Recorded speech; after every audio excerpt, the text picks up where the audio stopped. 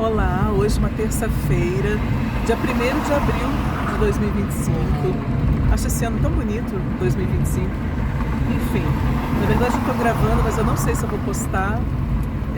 Mas eu queria guardar essa reflexão. Eu estava pensando aqui, né? Tudo começou quando eu tenho elogiado mais as mulheres com as quais eu convivo, que eu conheço, né? E elogiado muito sinceramente. A menina é linda, eu falo, você é linda. Aí eu lembro de uma época que eu tava meio que, não sei o que eu tava sentindo. Eu tava sentindo aquilo, uma necessidade. Que era assim, tipo, eu tava na fila do banco. Aí eu olhava, saía de uma mulher, aí eu falava, seu cabelo é tão... Chegava, desculpa incomodar e tal, mas eu só queria dizer que seu cabelo é tão lindo, seu cabelo é lindo. Aí levava aquele susto assim e tal. E eu sentia vontade de fazer isso com todas as mulheres. Todos os dias, toda hora, em todo lugar que eu tava. E algumas vezes eu fiz, outras vezes eu me segurei, porque causava, né, um certo estranhamento, parecia que eu tava dando em cima da mulher, mas não era, eu não tava dando em cima de ninguém, não era nada disso. Eu só realmente achava na época e acho ainda, né, que assim, o dia a dia da gente é tão pancadão, né, tanta correria, tantas obrigações, tanta responsabilidade, tanta preocupação, tanta coisa para fazer, tanta, sabe, providência e tal, tanto estresse às vezes, né. Em tão poucos momentos, tão raros momentos, que são só pra gente, ou são de prazer, né? De prazer, de alegria, que não seja aquele prazer da compensação, aquele prazer neurótico, tipo o meu, de comer doce, né? De comer açúcar. Eu vou lá, como um doce e fico morrendo de culpa depois. Não, prazer mesmo, de coisas incríveis, coisas boas, coisas alegres que aconteçam na vida cotidiana.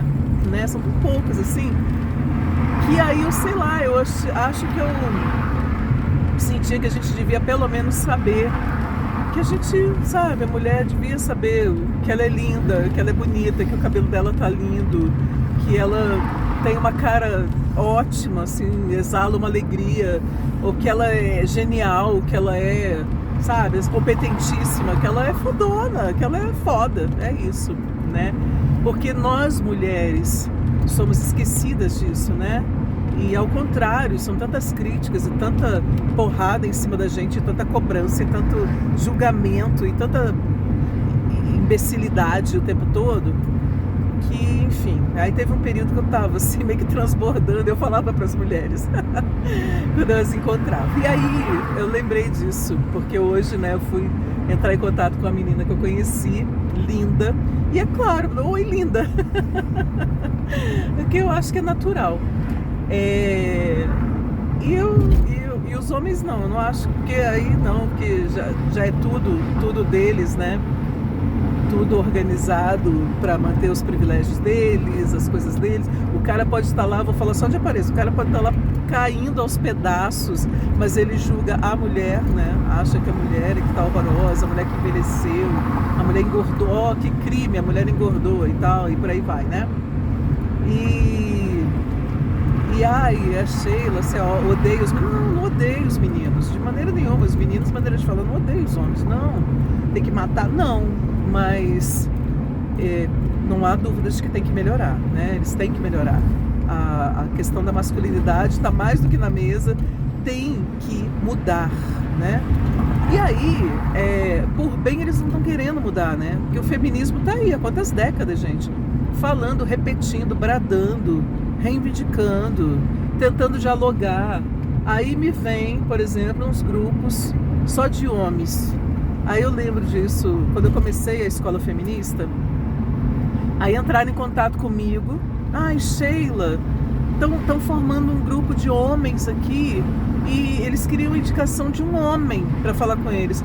Aí eu falei, eu até dei uma indicação de um homem que eu achava menos, né, mal, assim, mais aliado e pela convivência como amiga, como militante, né, gente, porque você só sabe mesmo como alguém é, como um homem é, e como uma mulher é. Eu também já fui uma pessoa violenta, não é por ser mulher, né, que eu tô isenta disso, Mas você só sabe como é mesmo quando você se relaciona, eu acredito, né? Afetiva sexualmente. Mas enfim, aí eu indiquei, mas falei pra ela. E falei depois pra um dos caras desse grupo. Falei assim, me causa muito estranhamento e eu acho isso um absurdo. Porque é a mesma coisa de você querer montar um grupo para combater, vamos falar aqui, vamos montar um grupo antirracista, de formação antirracista. Ai não, mas não convida nenhuma pessoa negra não, por favor. Deixa a gente se resolver entre a gente primeiro, né? Aqui, porque a gente pisa na bola, deixa a gente falar das nossas branquices entre a gente primeiro. E esse primeiro é na pretensão de nunca, jamais, né, chamar de fato as pessoas que são oprimidas pelo seu racismo, né, pelo nosso racismo, pelo racismo estrutural. E aí, aí tem esses grupos aí de homens. E aí agora a gente está começando a ver as denúncias, né, de coaches, de homens que trabalham com masculinidades e que são acusados de golpe, como é que se diz, calote, de assédio, sei lá do que mais, né? Homem fazendo isso. E aí, não, Sheila, então você odeia. Não odeio não, gente, mas realmente, por exemplo, eu fico imaginando como é trabalhado, né, para que as mulheres mais novas não sejam amigas das mais velhas, desconfiem das mais velhas, não se aproximem das mais velhas, porque as mais velhas são mesmo sábias pelo menos no sentido de gênero, né? Das relações homens-mulheres. As héteros então estão um PhD nisso. Então assim, não é interessante, porque no dia em que as mulheres mais jovens, as meninas, né, de fato forem amigas e aliadas das mais velhas, elas serão alertadas, né? E elas não admitirão mais. E no dia em que as mulheres como um todo, né, principalmente as mais jovens, porque elas são as mais visadas, elas são as mais alvejadas, né? No dia que elas se colocarem em primeiro lugar, no dia que elas não admitirem, não se sujeitarem a um zilhão de coisas, aí os homens vão ter que mudar. Não é que nunca mais haverá uma relação entre homens e mulheres. E a humanidade, como assim vai acabar? Nós vamos o quê? Fabricar humanos in vitro? Não é nada disso. Não é. Eu já ouvi. Eu tô falando de coisas que eu já ouvi, tá, gente? Que já me disseram. Esses absurdos, essas pataquadas, né? Não é isso. Mas precisarão melhorar. E como está acontecendo agora, né, lá na Coreia, as mulheres coreanas, né, os 4S. Então, né, nada de homem, nada de casamento, nada de filho. Eu esqueci qual é a quarta coisa, nada disso aí. E claro que em termos de história é muito recente, né, um movimento que é muito recente, faz pouco tempo, mas que é muito importante que a gente acompanhe quais serão os desdobramentos, o que isso vai dar, né? E uma das coisas, um dos primeiros efeitos, eu particularmente imagino, a violência masculina deve aumentar, né? Porque o homem acha que tudo se resolve na violência. Eles reagem com violência a tudo que os desagrada, né? A tudo que os contraria. O que é muito louco, porque assim, eu fico me perguntando a racionalidade, a capacidade intelectual e de reflexão, né? Parece que são reservadas só para o trabalho, porque tudo que diz respeito ao particular, ao pessoal, né? As relações afetivas, até o autocuidado, né? Enfim, essas relações interpessoais, parece que aí nesse momento eles bugam o cérebro, eles desligam a capacidade, né, de racionalizar, de refletir e partem para uma brutalidade, para uma coisa que parece primitivo, que não é animal selvagem, não, gente, é primitivo mesmo, assim, parece primitivo. né? Tudo se resolve no braço. Como assim? Por isso que eu adoro aquele perfil também, Jaque Conserta. Aí ela traz ela tem uma série, né? Nos vídeos de hoje, ela tem até um bordão já, que é prejuízo, teu nome é homem. Gente, eu recomendo, Jaque Conserta. E ela pega vídeos que estão disponíveis na web, que os próprios homens produzem, deles fazendo omisse. E você fica assim, gente, que tá, né? Então, assim, não venham dizer que não precisam melhorar.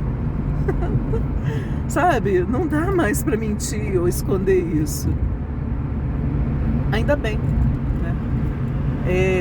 Então, assim, gente, eu acho que é claro que há um recrudescimento, como está acontecendo agora, né? Saiu tão recentemente na Falha de São Paulo, o feminismo errou, porque nós feministas, supostamente, não teríamos, né, dialogado com os homens, formado os homens, os homens.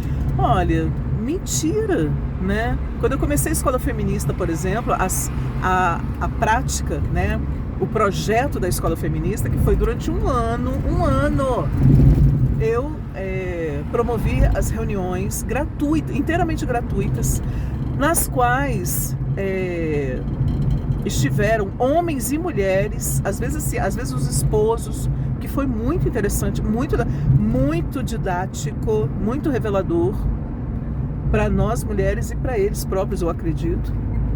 Tenho certeza que sim. Foi aberto para homens e mulheres. O que precisa acontecer é o fim da empáfia, né? Da arrogância, que tem a ver com machismo. Uma coisa que eu acho que eu precisava, né? Eu quero dizer, eu tô com 53 anos, gente, né? Vivi bastante, tive muitos privilégios, assim. Não sou rica, não nasci rica, mas tive a oportunidade de estudar, tive a oportunidade de me relacionar com muitas pessoas. Eu passei por 5 casamentos, né? Às vezes eu falo brincando, meu Deus, 5 casamentos, mas foi verdade. Eu passei por 5 casamentos, nem sei quantos namoros, casos assim, dá para escrever um livro.